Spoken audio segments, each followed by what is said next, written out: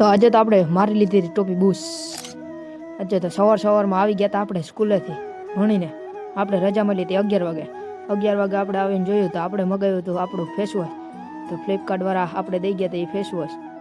ફ્લિપકાર્ટવાળા કરી ગયા હતા 240 રૂપિયાનું. પછી આપણે આવી ગયા હતા પાછી આપણી રામપિયારી પડી હતી એમાં.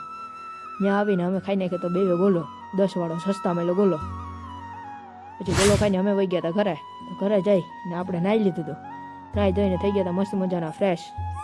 પછી અમે બેસી ગયા હતા થોડીક વાર હોમવર્ક કરવા માટે.